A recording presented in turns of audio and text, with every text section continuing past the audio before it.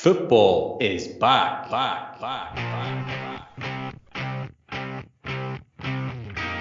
Welcome to the Backs to the Wall podcast. Four mates talking all things football with some special guests and other sporting shenanigans thrown in as well. This week on the wall, football is back.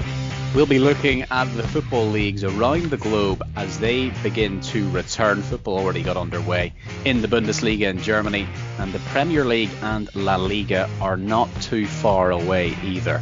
Our Send Into the Reserves feature is back as well, where we each nominate a player we'd like to send to the reserves who've been particularly poor either on or off the pitch. And with more football to bet on, the lockdown accumulator is back. We'll be giving you our selections in the German Bundesliga, the Austrian Bundesliga, and one of our favourite leagues here at the Backs to the Wall podcast, the Belarusian Premier Division. All of that and more to come on the Backs to the Wall podcast. So as lockdown measures begin to be eased around the world, we are seeing some football come back, and the Bundesliga got back underway a few weeks ago. Have any of you been watching any of the games in Germany? Yeah, well, I think like most people, I was quite excited when they announced the Bundesliga was coming back, as it's the first time in, about over a month that we've had football on the telly.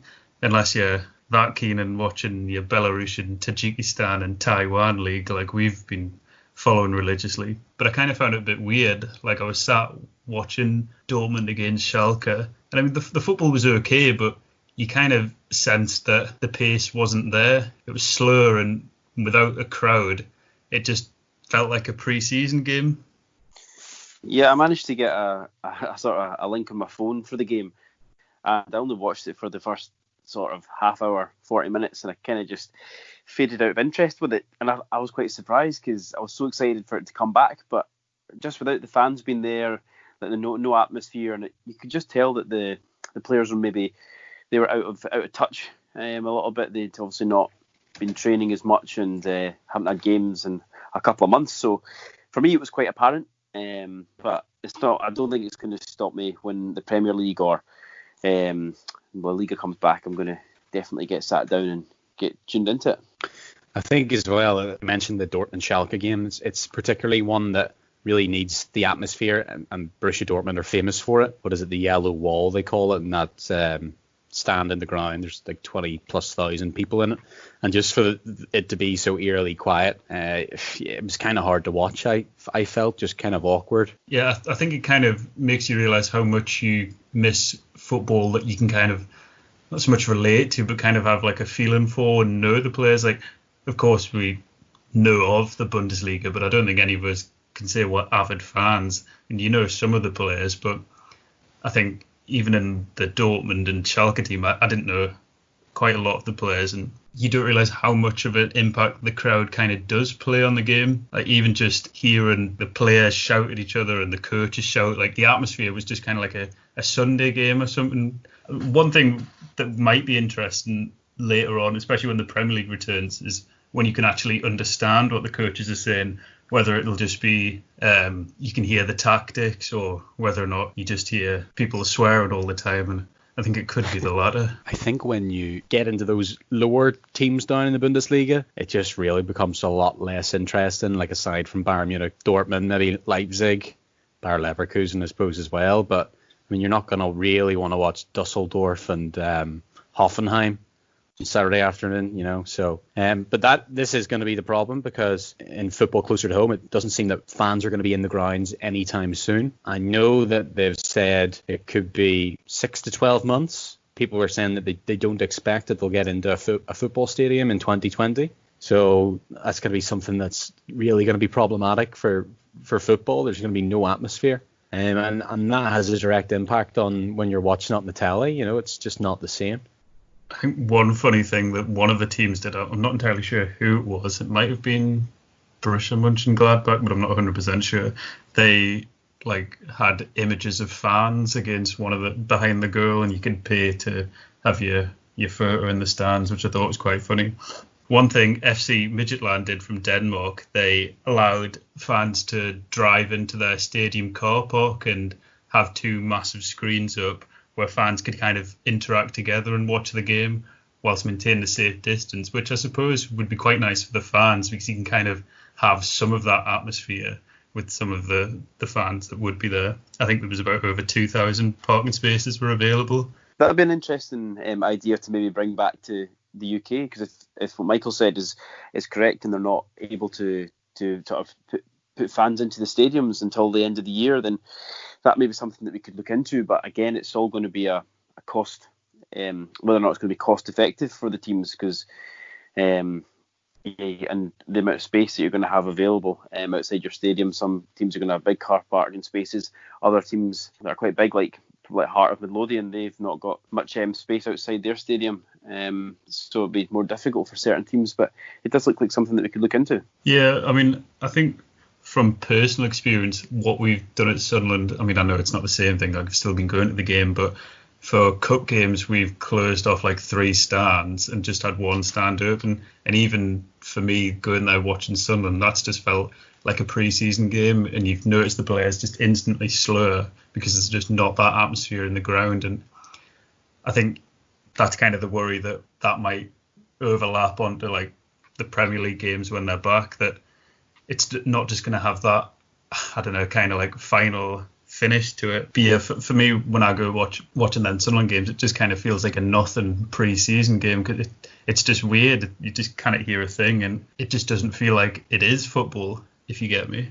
It kind of just shows what sort of modern day football has become, and it goes back to the old sort of belief that football without fans is nothing, and it shows that TV money isn't everything, because if you've not got fans in the ground, then it's still putting people off from watching on TV. I've spoken to quite a few people out with sort of the podcast group here, and they've said the same thing, that they maybe watched the first couple of games in the Bundesliga, but then the sort of novelty wore off, and they were just kind of dying to get back into the stadiums themselves to watch it, or watch back home rather than tuning into the German league, where you don't know many of the players. The difficulty, especially in the lower leagues in Scotland, sort of some of the teams in the Championship and a lot of teams in League One and League Two, they'll really struggle to survive if the new season kicks off in August, and they can't get fans into the ground, because their main income source is the punters coming through the gates every week. And it was the Ayr United chairman. He was saying that it's his opinion that many of the teams, I'm not sure if he included his own team, Ayr United, but he made specific reference to League One and League Two in Scotland, saying that he would fear for the existence of many of these ancient clubs. So I think it was Peterhead, their manager, Jim McInally, was also saying that he'd sort of pushed for not even joining the Football League this season, just taking a year out rather than going in behind closed doors where you can't make any money. You'll be just losing money every week, and just saying just void next season entirely till all this is over and just start again in the next season. But it's all up in the air at the minute, and everyone's just sort of coming out with their own statements and beliefs, and we don't really know what's going to happen in the next few months. Yeah, I think that is the problem for a lot of those teams who don't rely on the TV money, but more rely on, like you say, the fans coming through the gates. I know that's the case over here. I saw one of the papers earlier. They had surveyed Irish Premiership teams, and around about 70% of them want the season to be finished now, because they don't think their clubs can afford to continue having to play with no fans. But on the other hand, around about the same percentage of them don't want the title to be given to Linfield, who are 4 points clear. So it does seem that fans are in favour of it. They're just being written off. We just cancel the season, pretend it never happened. Nobody gets the trophy, and nobody gets relegated. But like you say, you can see how that's going to be an issue for some of the teams who, Linfield, for example, 4 points clear, and have won, well, at least their last 6 games or something anyway.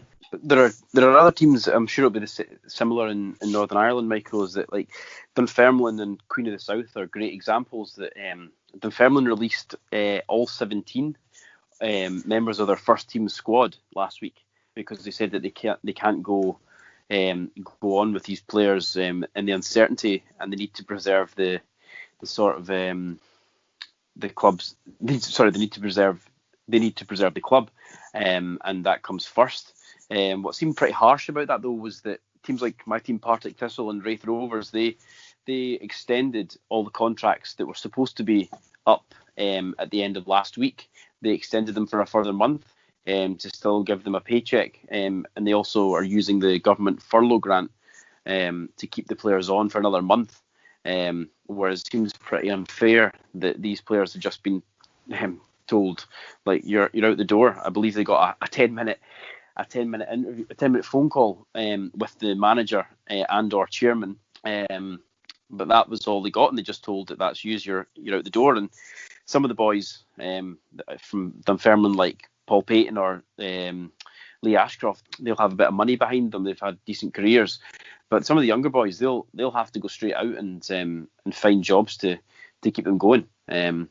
So it's worrying. I think Queen of the South did a similar thing, and they released about 15 of their first team players. They only kept 3 on the books. One of them was a reserve goalkeeper, and there was Stephen Dobby. You can tell why they've kept him. But I find it just pretty crazy that what's happening in football at the minute. It's really sad to see. I mean, you see the players at this level, and they don't get as much money as people think, and it's their livelihoods that are at stake. Well, I know over here, the way it is currently is that the Northern Irish Premiership has until the end of July to finish this current season. And I think they have until the end of June to make a decision on it, whether or not they're going to play their games. So they have no obligation to have made that decision clear until the end of this month. And I was reading a lot of the players had been interviewed recently. One of them actually I saw today, Jonathan Tuffy, who you'll remember, Jamie, had played for Thistle, played for Inverness as well, and St Johnstone.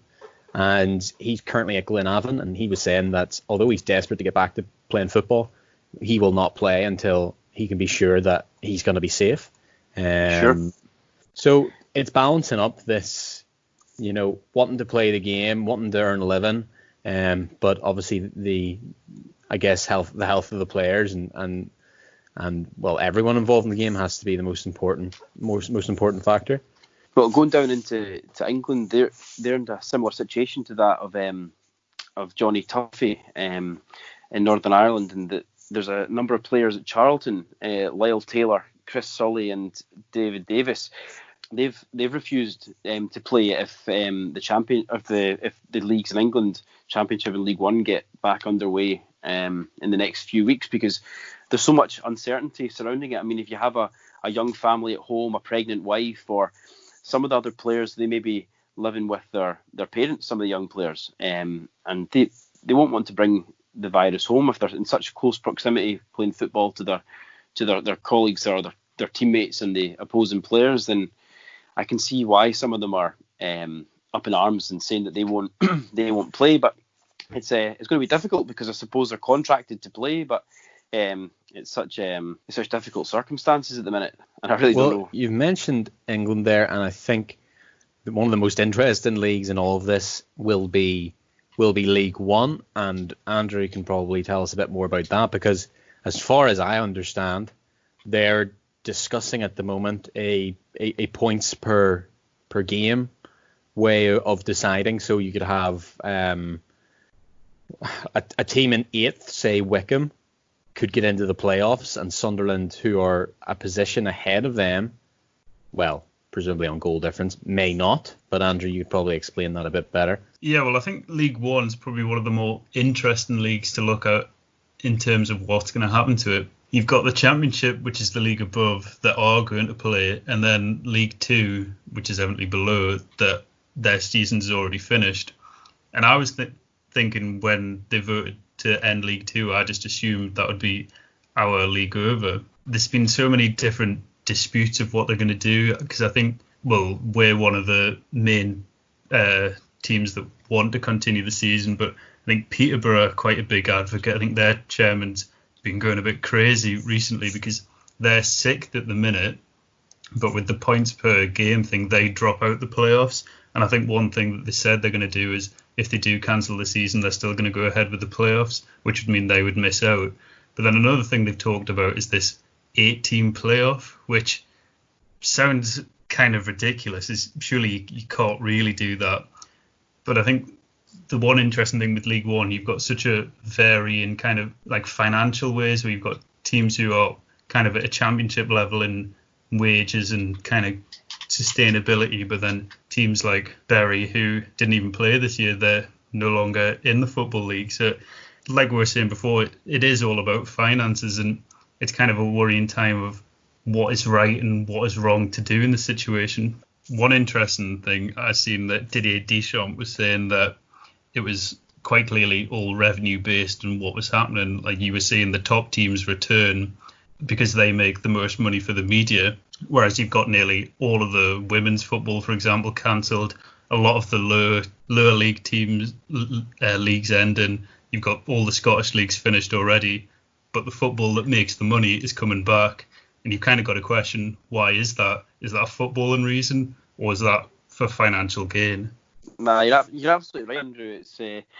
It's quite scandalous in a way when you think of it. It's a great point you made about the women's football, how that's been cancelled or ended early. It just shows you that when you have money and you have sort of you have the TV deals on the table, that it just shows that how much control you can have.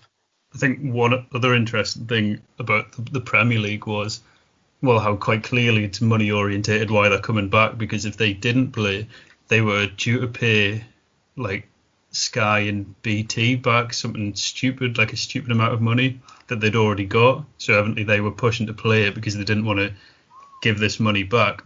I see Troy Deeney, who's kind of been a big advocate in not playing. He said that this isn't going to be the season that we remember Liverpool being the best team and dominating the league and winning the title. This is going to be the season that been affected by the virus. It kind of makes league titles less significant. I mean, you look at Celtic already winning the league, making it 9 in a row, but is it really that special of a title for them? It's difficult, and I know it's a shame, especially for Liverpool, because they've waited so long to win, and they're clearly going to do that. They were by far the best team in England this season, and they weren't going to get caught. And Celtic were the same. I mean, there are so many points ahead, not quite as many as Liverpool, but I doubt very much that they would have got caught. And I'm sure it'll feel somewhat a bit like I don't know, tainted, I suppose, in a way. I know a lot of people are wanting an asterisk to be put next to the official figures and the official sort of standings in the league. When they're putting the record books, there'll be an asterisk next to Celtic's name, and it'll obviously say at the bottom, there's sort of the subtext that it was the year the coronavirus struck. But at the same time, things aren't fair in football. I mean, Thistle getting relegated wasn't very fair, and you just have to get on with it. Football's, when you think about it, coronavirus is taking the lives of so many at the minute, and when you really sort of break it down to the bare bones, football is just a game, and it needs to sort of take second place. I agree, of course, football comes second in all of this, but it kind of also helps bring a sense of normality back. Like when you see the football on the Saturday, it's like kind of like things are finally getting back to where they were, even if we're not going to go to the games. But I think for Liverpool fans, it is so sad for them, as they're not going to be able to have these wild celebrations like they did last year when they won the Champions League. I'm sure they'll still enjoy it, but it's just not going to feel as special. Like I think it's just going to look weird. I mean, if they lift the trophy in front of like no one, I think it's just going to feel like a less significant title win. I absolutely think it will. And I know a lot of Liverpool fans will hate to hear this, but the bottom line is people aren't going to... Troy Deeney's absolutely right. You're not going to remember... yes, Liverpool have waited so long, and maybe their own fans will, but everybody is just going to remember how much of an anticlimax the season was. They're not going to get the big kind of, double-decker bus going through the city centre, and they could well win the trophy at a neutral ground. So we'll have to be realistic here. It will be an anticlimactic finish to the season. And that is such a shame for Liverpool fans because, as Jimmy said, they've waited so long for it. I've got a friend, Josh, who supports Leeds, and he was in a similar situation, that they've been sort of stuck in they were stuck in the Championship and League One for many years after being at the top of English football for a lot of their existence, and they're trying to make their way back. And when their sort of title push in the Championship was under threat, and there was sort of the talk of null and voiding the season in the Championship a few weeks or months ago, he was sort of distraught, thinking that the one season that it looked like they were going to get back up to the Premier League and back to sort of where they belong, was going to be taken away from them. But it does look like the Championship is going to get back underway again in a couple of weeks. So I'm sure many people will be looking forward to that. But yeah, I think that is one thing to kind of look forward to, and kind of more of a sense of intrigue as to how the Premier League and Championship play out, if they're the only ones we get to see, because we haven't really pay more attention. We know more of the players, and we're kind of invested in the teams. Hopefully we get League One back as well, as kind of in typical Sunderland fashion, we were in the playoffs. Our last 3 games, we picked up 1 point, which made us fall out of the playoffs on goal difference. So yeah, I'm pretty much preparing for another season in League One, which I can't wait for. Looking more into the Championship, I noticed that the QPR chairman, he was saying that he can't believe that they're even talking about bringing football back in a couple of weeks, and saying that it's definitely not the right time, and that they weren't properly consulted, and that they haven't got proper advice from the doctors who are sort of influential in the game. Saying it's just way too much of a risk, and I suppose you can take them as quite an unbiased opinion, as they're sitting, I think, around mid-table at 12th, I think. So, but then at the other end you have Middlesbrough, and their manager, he was saying that they're raring to go, and their opinion is that they want football back as soon as possible, and if it is I think the 20th of June or where it is coming back, and he says that they're ready to go, and that's what they want. So it's weird that you can have the 2 different clubs can have such differing opinions on the matter. One thing I was wanting to also put to you guys was about sort of player contracts and things. I mean, how are they just going to be extended until the season's finished, or are they going to be able to sign new players, or are people going to be released from their contracts in the next month and not be able to complete the season like down in England? That was one thing that was on my mind, that I just didn't really know how they're going to do it. One thing that they said was that I think like contracts were going to be automatically extended till the end of the season, because I think our contracts run out. Is it the 30th of June they run out? Something like that. But I think how you were saying what they were doing in Scotland about teams just releasing players, I think that's going to be the case for a lot of teams. They're just going to release players, and then I can quite well see them re-signing a lot of them when we get back to normal ways. Now we'll move on then to our Send Them to the Reserves feature. We'll each nominate a player and put forward a case of why they've been particularly poor on or off the pitch, and then vote to send one of those players to the reserves. Who would like to go first this week? I'm going back to my roots this week, and I'll be nominating former Sunderland player and World Cup runner-up Ricky Alvarez. This is a bit of a long and complicated one, but hear me out, as it probably explains why Sunderland are in the situation we are in due to the mismanagement of finances at the top. Alvarez is getting nominated himself for being at the forefront in what can only be described as the most Sunderland piece of transfer business going. I still don't really understand how or what has happened in this saga. Basically, Alvarez was signed in the 2014-15 season on loan from Inter Milan. He joined with a decent pedigree, having played 70 games for Inter and having a World Cup runners-up medal with Argentina. The people involved in the transfer thought so much about Alvarez that if we stayed up, we would have had to have signed him permanently for 10 million. This then becomes the main issue of this story. Anyway, Alvarez himself was a big disappointment, only featuring 13 times in the league, and his only goal came at Fulham in the 4th round of the FA Cup. Alvarez missed the majority of the season with a knee injury, but Sunderland stayed up, so you would have thought we would have just had to pay the 10 million and got the player.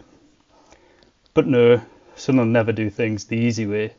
Instead, we try to dispute his fitness, claiming Inter voided the contract due to refusing to let Alvarez have surgery on his knee. This then ended into a huge court case as we refused to sign the player. Alvarez himself had to wait a year before joining another club. He became a free agent and joined Sampdoria. Around the same time he was signing for them, the court ruled in favour of Inter Milan, meaning that we'd had to pay 10 million for a player that was contracted to another team. The worst thing now is we're still paying for him. The money went out in the first season in League One, and Alvarez has now filed a loss of earnings to the court. This could mean we will have to pay a total of around 20 million for a player that only played 17 games whilst he was on loan at us. For the sheer ridiculousness of this transfer saga, I feel like Alvarez has to be put to the reserves. I mean, a League One team is having to fork out nearly 20 million for a player we don't own and will never own again. Sorry, Ricky, but get to the reserves. Well, I better take the floor next, and that was it was a long-winded one, but it was well worth the wait in the end, because that's just it's such a bizarre set of circumstances, and it's one that I haven't ever heard of really in football before.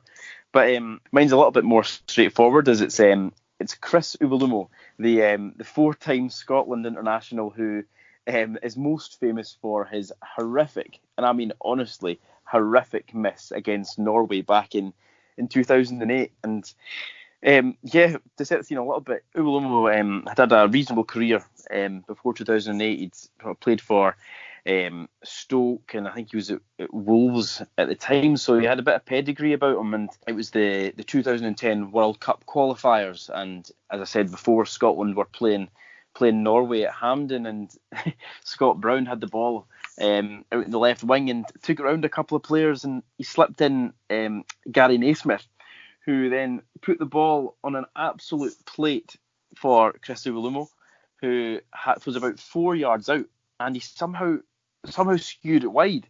Defence, Scott Brown in the Norway half, cuts on his side to Naismith. Naismith puts it across.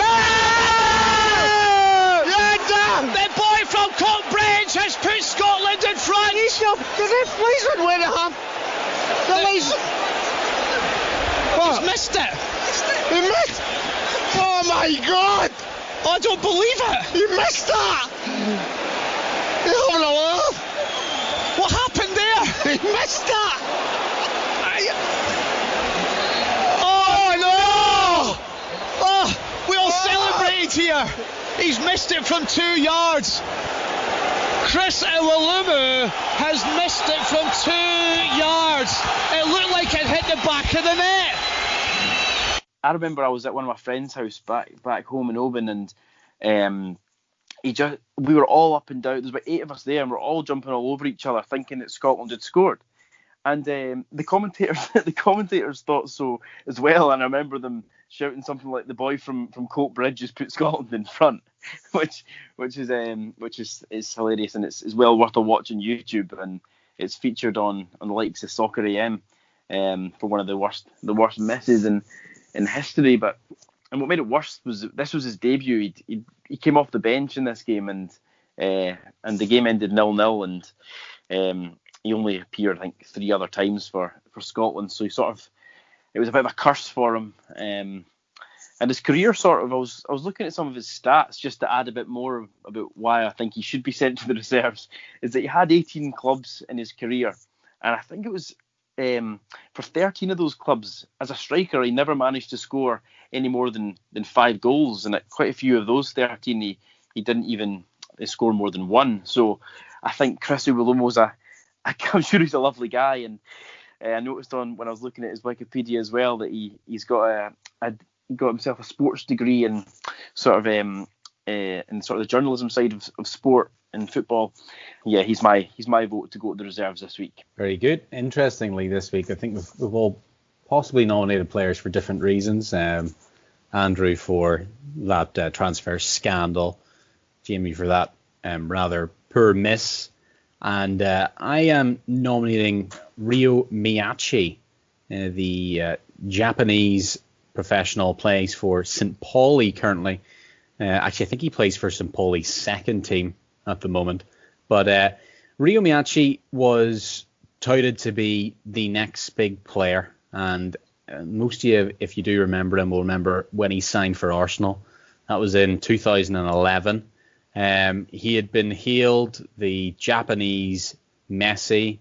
The media had given him the nickname Riodinho, comparing him to Ronaldinho. And everybody just said, and Arsene Wenger has said so many times about how this player had such raw ability and that they had to fight to sign him. Well, Ryo Miyachi, after all these clubs desperate to sign him, I don't think he scored a single goal in English football. He played for a while at Arsenal, was at loan then at Bolton and Wigan, and ultimately couldn't cut it in England, had a few injury problems, ended up in Holland, had a spell at Twente, and now he's at FC St. Pauli, and it's just been a really, really disappointing career. Fair enough, he was at Arsenal at a time when they had a couple of handy wingers. Theo Walcott would have been there. I would have said Andre Arshavin as well, and Oxlade-Chamberlain probably would have been playing in around then. But he was just so disappointing, and a player that had that potential, and he's ended up playing for FC St. Pauli's second string team. So yeah, this week I'm nominating Ryo Miyachi. Nothing personal, but when you're touted as being the Japanese Messi and Riodinho, and you don't score a single goal in England, there's something not right. I think it's quite difficult when you're touted like that to be the next best thing, especially when at such a young age. The pressures must be unbelievable for you, because it happened to Ryan Gould from Scotland. He was at Dundee United, and he was said to be the Scottish Messi, and he went to Sporting Lisbon, and the exact same thing happened to him. He's just he's just been promoted up into from the second tier of Portuguese football back up to the top flight. But he's never hit the heights at all. He left Sporting Lisbon last season and never hit the heights. So I think pressure is such a big thing, and it must be so hard when you're such a young age. But I think you've got quite a strong case there, Michael. I think the one thing I remember about Ryo Miyachi is he had a insane FIFA card. I don't know what FIFA it was, but he was rapid. Yes. I actually forgot to mention this, Andrew. This was one of the other reasons why I'd nominated him, because in FIFA 14, he was 71 overall on Ultimate Team, but he was 94 pace. And just that's obviously just been the type of player he was. He was just rapid and probably could beat players for pace, but had no sort of end product. So, that 71, it was a silver card in FIFA 14, and it just looks disgusting. 94 pace and 78 dribbling. But I suppose we should vote now. Anybody like to put forward? One of the reasons that the Chris Ubulumo miss was in my head was that myself and our other co-host Scott, we used to chat about this miss all the time. It made us laugh and almost cry at the same time, because it's unbelievable. And if you do get a chance at all, it's about a 40-second clip on YouTube, and give it a watch, because this miss, he's about 4 yards out, and he somehow scuffs it. He just scuffs it wide, and it's so much easier to score. So yeah, I know that Scott would have definitely enjoyed my nomination this week, but I don't know about you boys, but I really think that Chris Iwelumo has to go. Yeah, I've just watched that Chris Iwelumo miss. I think I had seen it, but not for a long time, and it is absolutely horrific. Also, I'm on his Wikipedia page, and he didn't score a single goal for the national team. Now, bear in mind, he only played a handful of times, but he really should have scored that one. So I think this week I'm willing to side with Jamie on this one, and I'd send Chris Iwelumo to the reserves. Yeah, I think taxi for Chris. The commentary on the video as well. If you watch the Soccer AM one, the Scottish commentary on it is brilliant. I think Chris gets my vote as well. I mean, that miss, I don't really know how you would describe it without actually watching it yourself. It is just ludicrous, like how someone could miss that. I mean, I've kind of know a bit about him to know. I'm pretty sure he was a target man, but Christ. I mean, it was put in a plate for him. It was a really good ball in. The goalie was in no man's land. So I think what we've decided then, it's going to be Chris Iwelumo, who joins a long list of players on the Backs to the Wall podcast reserves bench. So that's Chris Iwelumo, James Forrest, Scott Brown, Matt Phillips, Stuart Armstrong's there, and then before that we've had Piccolo and Altidore. Gabriel Okay, Piccolo. so congratulations to Chris Iwelumo. That concludes our Send Him to the Reserves feature this week. Finally, just one more thing to do, and that is our lockdown accumulator. Now, interestingly enough, this week we do have more football to bet on. So we are actually able to bet on a few teams who we've heard of before, but still we'll be having a trip to the Belarusian Premier League as well. So who'd like to get us underway this week?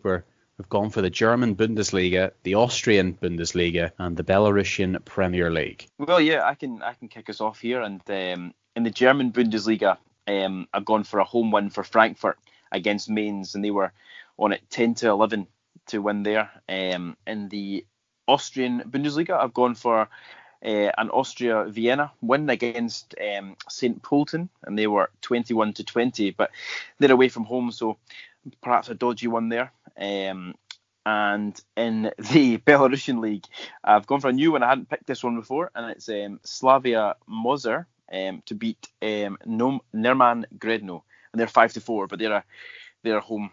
That was a home win I've gone for there. And a fiver will bring you back a nice £44.03. So I'm looking forward to spending that when I get out of lockdown. I probably had more chance of winning when I was betting on the Taiwan League, but I'll give it a go again. My Belarusian team is Torpedo Belaz. They're away at FC Slut at 23-20. My Austrian Bundesliga team is also Austria Vienna to beat St. Pölten, and my German team is Hoffenheim to beat Fortuna Düsseldorf. £5 returns you £54.18, and I'm hoping to get into positive figures this week. Yeah, it's funny, we don't talk about what teams we're going to pick in advance of this, and we do seem to all centre around similar teams, and the bookies just must be rubbing their hands together when they see this. I've also opted for Austria Vienna away to St. Pölten. I've also taken Hoffenheim away to Fortuna Düsseldorf. However, in the Belarusian Premier League, I have gone for FC Slutska. So they were a pretty juicy 21-10 at home to Torpedo Belaz, and a fiver treble on those three returns £78.12. So if the listeners at home want to send us in their own lockdown accumulators, and that'd be interesting to see. You'll be no doubt better than us. And also you can send us in your own players that you think should be nominated for our reserve feature as well. It'd be interesting to have a take from the listeners at home.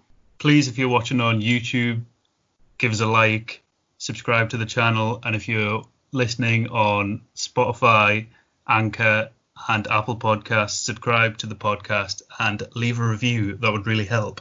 And if you have any queries, we have our email address, which is backstothewallpod@gmail.com. So that just about wraps up the podcast for this week. We will, of course, be back next week with a brand new episode. And as Andrew said, do remember, check us out on YouTube, subscribe and leave a review, and listen on Spotify and Apple Music. Follow us there as well. Do get in touch with us on our Facebook and Twitter. We'd love to hear from you, and we hope to have you listening again very soon. Bella ciao, bella ciao, bella ciao, ciao, ciao, ra-pa-da-da, ba-da-ba-da-da. Back to the closing music, Michael. Defence Scott Brown in the Norway half. Cuts on his side to Naismith. Naismith spins it. The boy from Cockbridge has put Scotland in front. The policeman went at him. He's